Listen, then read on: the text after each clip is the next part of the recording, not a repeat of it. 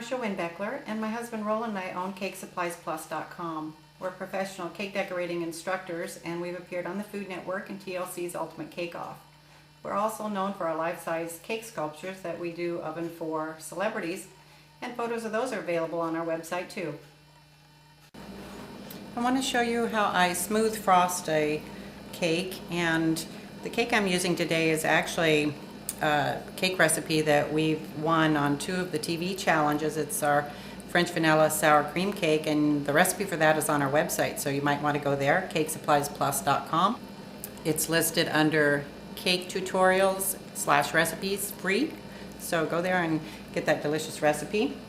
First thing I want to do is have nice, creamy, slightly softer buttercream icing than I would use for decorating, and make sure it doesn't have a lot of bubbles in it. I have a video on how we cream our icing and get it so it's nice and smooth, but I put a lot of frosting on the top. People are usually afraid of putting too much icing on there, but most of the excess is going to be, well, all of the excess, but a lot of the icing is going to be taken off also. So it really doesn't matter how much you put on there, except for the fact that what I'm doing is I keep enough icing on here so that my spatula never touches the cake, and that keeps the crumbs from pulling back in. That and not having too firm of icing. The firmer your icing is, the more apt that as you roll and pull back with your spatula, it'll pull back crumbs into the icing. So that's part of why I have my icing slightly thinned. Then I'm going to start putting icing on the sides of the cake. And I'll try to show you over here where you can see a little better. It'll be a little of a difficult angle for me to reach, but you'll be able to see it better if I can work from over here. And I'm putting a lot of icing on, like I was saying, just on the top also. But I'm going to want a little ridge of icing to come up and over the edge of the cake, so I need to put a lot of icing on so that it will build up there and I can get a nice crisp corner on the cake. And if you notice, I didn't crumb coat the cake, and professionals don't have time to do things twice, so you just force yourself to learn how to do them correct the first time.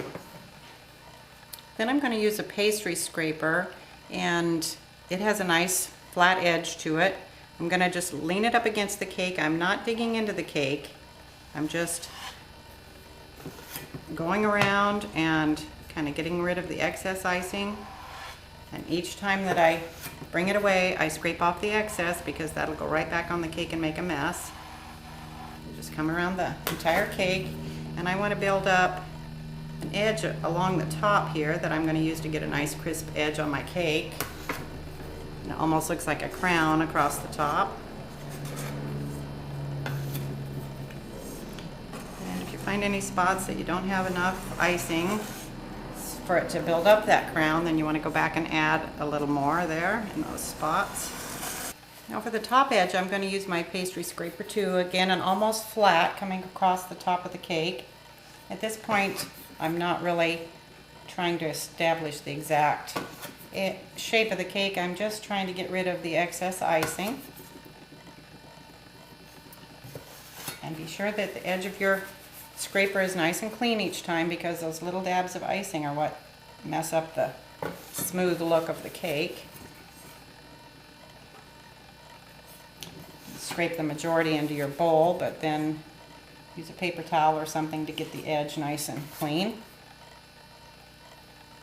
And then there's 2 different methods for really making a glass smooth looking cake. And one is to spritz your cake with water and then go around it one more time. So I'm just going to spritz with nice clean water in a bottle that I use for nothing but water for my cakes. And what the water does, it kind of makes your spatula or your pastry scraper just sort of glide along the surface of the cake. It's a nice, smooth, like a glass look to it.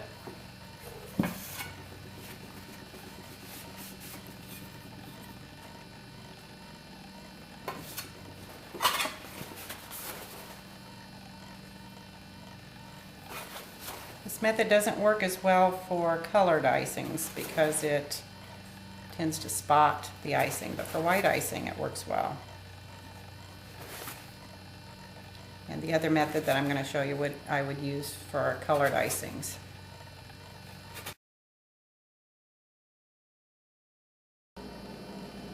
What I have here might be fine for if you're doing a quick commercial work, but if you want a really nice smooth cake, another way to get it, and a way that I really prefer, is to use a paper towel to smooth the cake. And the best brand for that is a Viva paper towel. It's smooth on both sides. It's also soft, so it's flexible and fits in little nooks and crannies if you've got a shaped cake. You have to use a crusting buttercream icing, and the recipe that's on my buttercream icing video is a crusting type of buttercream. And you want to get it crusted at just the right point. If it's crusted too much, it will get sort of an elephant skin like fondant does when you try to smooth it with paper towel. So you don't want to let it get to that point. So usually it's around 15 minutes or so after you've finished frosting the cake. So you just want to test it, and one way you can test it is just to sort of touch it, and if you don't pull up any icing with your finger, then it is probably crusted enough. If you pull up icing, let it set a little bit longer. And also when you start smoothing with the paper towel, if it sticks to the paper towel, then also let it just crust a little bit longer. But to smooth it, you can see there's some air bubbles, maybe in some rough spots on my cake here. And what I want to do is just lay the paper towel across, and then with it's actually called a fondant smoother, but we're going to use it for buttercream. And you just gently and kind of flat go over the surface of the cake, and it gets rid of air bubbles and maybe lines from if you used a spatula or the pastry scraper. Lift it off and see a nice smooth top there. And I'm going to go around the sides also and get rid of any marks that I had with the spatula or my pastry scraper. And I did all the initial frosting of this one just like I did on the version where I used water to smooth it.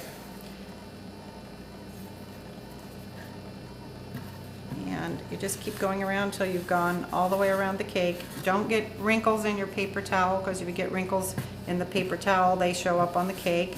So if you're, at the beginning of a roll where maybe it got stored with something against it and it had a crinkle in the paper towel, you'll want to tear those off and use those for something else, but not for smoothing the cake. Once I've gone around the cake, see if there's any like little bulgy areas there. I want to lay the paper towel across and kind of come in and just flatten that out. So I want to do that all the way around the cake so I get a nice crisp corner on the cake.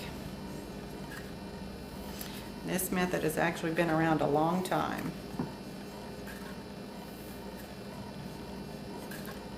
Once I've gone all the way around the cake, give it one more time across the top just to really smooth it off.